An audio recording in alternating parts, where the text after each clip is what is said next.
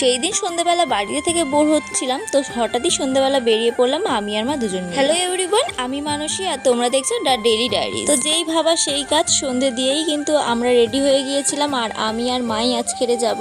আর ভেবেছিলাম তোমাদের সাথে get ready with me share করবো, বাট গরমের মধ্যে কিন্তু কিছুই ভালো লাগছিল না। আর আমি সিম্পলি একটা টি শার্ট আর একটা প্যান্ট পরেই চলে গিয়েছিলাম। আমরা যাচ্ছি আমার বাড়ির কাছেরই একটা মন্দির। জানো তো আমাদের বাড়ি থেকে কিন্তু মন্দিরের ডিস্টেন্স বেশি দূর না, ওই 10-15 মিনিট মতন লাগে।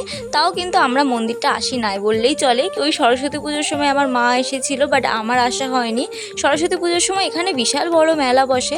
আর এই যে এটা হচ্ছে কি আমাদের মা, মানে মা ত্রিপুরা সুন্দরী মন্দির। এই মন্দিরটা ভীষণই পুরাতন একটা মন্দির, আর এই মন্দিরের মা কিন্তু ভীষণই জাগ্রত, আর ভীষণই সুন্দর মন্দিরের চারপাশটা। আর মন্দিরের ভেতরে ঢুকে কিন্তু মানে আলাদাই একটা পজিটিভ ভাইব কাজ করছে। ছোটবেলা থেকেই কিন্তু মায়ের সাথে এই মন্দিরে সরস্বতী পুজোর সময় করে আসতাম মেলাতে। তখন তো আর কোথাও যাওয়া হতো না সেরকম, তো মায়ের সাথেই আসা হতো। আজকে আবার গেলাম মায়ের সাথে বহুদিন পর, তো ভীষণই ভালো লাগলো। আর আমি বাইরে বেরিয়েছি, আর কিছু খাবো না তা কি কখনো হয়? এই যে এই ফুচকা কাকুটা কিন্তু আমার ফেভারিট, মানে এই কাকুরার কাছ থেকে আমি সবসময় ফুচকা খাই। আর ইনি না ভীষণই সুন্দর ফুচকা বানায়। বাড়ি ফেরার পথে কিন্তু এখানে রোলও নিয়ে নিয়েছিলাম, আর বাড়িতে এসে সেই রোলটা খেয়েও নিয়েছিলাম, ভীষণই টেস্টি হয়েছিল। আর আমি যেতে চলেছি আমার খুব একটা পছন্দের জায়গায়, তো খুব তাড়াতাড়ি মিনি ব্লগ আসছে।